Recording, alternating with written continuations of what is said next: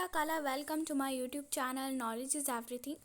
तो फ्रेंड्स, आज के इस वीडियो में हम पढ़ने वाले हैं कक्षा 7 का पार्ट नंबर 1, हम पंछी उन्मुक्त गगन की। हम पंछी का अर्थ होता है हम पक्षी, उन्मुक्त का अर्थ होता है स्वतंत्र, बंधन रहित, गगन का मतलब होता है आकाश। चलिए अपनी कविता को शुरू करते हैं। ये बहुत ही अच्छी कविता है। हम पंछी उन्मुक्त गगन के, पिंजरबद्ध न गा पाएंगे, कनक तीलियों से टकराकर पुलकित पंख टूट जाएंगे। इस स्टेंजा का मतलब है कि हम जो पक्षी हैं वो खुले आकाश में विचरण करते हैं, पिंजरे में बंद हम नहीं रह पाएंगे और हमारी कोमल पंख सोने के पिंजरे की सलाखों से, यानी कि मैं भी आपको दिखाती हूँ। ये जो आप लाइनिंग्स देख रहे हैं ना, इन्हीं को बोलते हैं तीलियाँ। तो पक्षी कह रहे कि भले ही तुम हमें सोने के पिंजरे में ही क्यों ना कैदी बना कर रखो, लेकिन वहाँ की सलाखों यानी तीलियों, ये जो लाइनिंग्स है ना छोटी मोटी, तो इन्हीं को ही कहते हैं हम सलाखों। इनसे टकराकर हमारे पुलकित पंख, पुलकित का अर्थ होता है कोमल, पंख टूट जाएंगे। और इसलिए क्योंकि जो पक्षी है वो भी तो आज़ाद रहना चाहता है, इसलिए जो पक्षी है वो छटपटा रहा है और जिस कारण वो कह रहा है कि मेरे कोमल पंख टूट जाएंगे। चलिए अब हम सब आगे देखते हैं। हम बहता जल पीने वाले, मर जाएंगे भूखे प्यासे, कहीं भली है कटुक निबोरी कनक कटोरी की मैदा से। चलिए इन लाइंस का अर्थ समझते हैं। हम बहता जल पीने वाले यानी कि हम पक्षी हैं, हम बहता जल पीते हैं। इस टाइप का हम लोग बहता जल पीते हैं। जैसे आप यहाँ पर देख रहे हो, ये झरने का बहता जल, नदी का बहता जल, जो मतलब कंटिन्यू बहता रहता है, जो परमानेंट बहता रहता है, हम वहाँ का बहता जल पीना पसंद करते हैं। और पिंजरे में रखे हुए मैदा, ये सब हमें अच्छे नहीं लगते। और यहाँ पर क्या है, हम लोग मर जाएंगे भूख प्यास से। सोने के पिंजरे में, सोने की कटोरी में रखे हुए, कनक का अर्थ होता है सोना। ओके, कनक का अर्थ क्या होता है? सोना। यानी कि सोने की कटोरी में रखा हुआ मैदा हमें अच्छा नहीं लगता, उससे बढ़िया तो हमें कटुक निबोरी, कटुक का अर्थ होता है कड़वी, कड़वी निबोरी, निबोरी का अर्थ होता है नीम, कड़वे नीम के फल ही पसंद है, क्योंकि उसे हम कम से कम आज़ाद होकर के तो खाते हैं। नाउ अगला देखिए। स्वर्ण श्रृंखला के बंधन में अपनी गति उड़ान सब भूले, बस सपनों में देख रहे हैं तरोगी फुनगी पर के झूले। देखिए यहाँ पर जो पक्षी हैं वो कह रहे हैं कि सोने के पिंजरे में बंद होकर हम अपनी गति भूल चुके हैं। उड़ान यानी कि कैसे हमें उड़ना है, कहाँ तक उड़ना है, ये सब भूल गए हैं।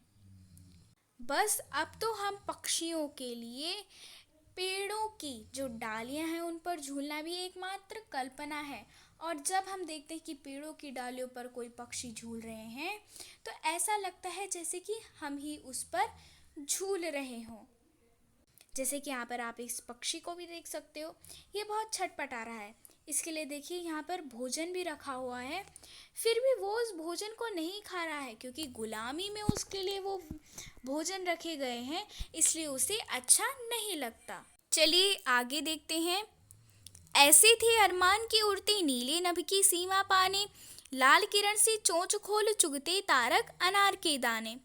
ऐसे थे अरमान की उड़ते, यानी कि हमारी ये इच्छा थी, हमारी ये इच्छा थी कि हम लोग खुले आसमान में उड़ें।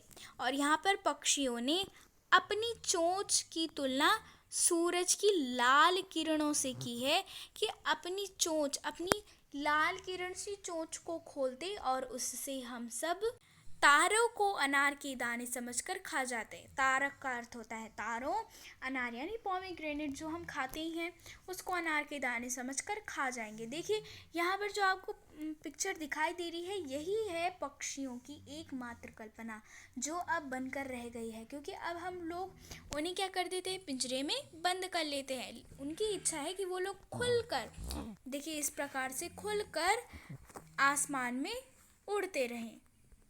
इसलिए हमें पक्षियों को कभी भी पिंजरे में बंद नहीं करना चाहिए।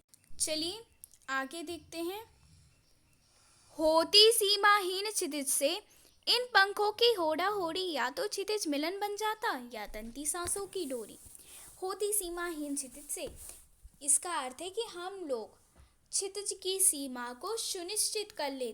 देखिए ये जो आप फोटो देख रहे हैं, इसी में ही क्षितिज है। क्षितिज मतलब जहाँ पर हमें ऐसा लगे कि धरती और आकाश मिल रहे हैं, उसी को हम कहते हैं क्षितिज। इस फोटो में भी आपको ऐसे लग रहा होगा कि जैसे ये जो पर्वत है ये भी अर्थ का ही पार्ट है, हमारी पृथ्वी हमारी धरती का ही पार्ट है। और ये क्या है, ये पूरा आसमान है।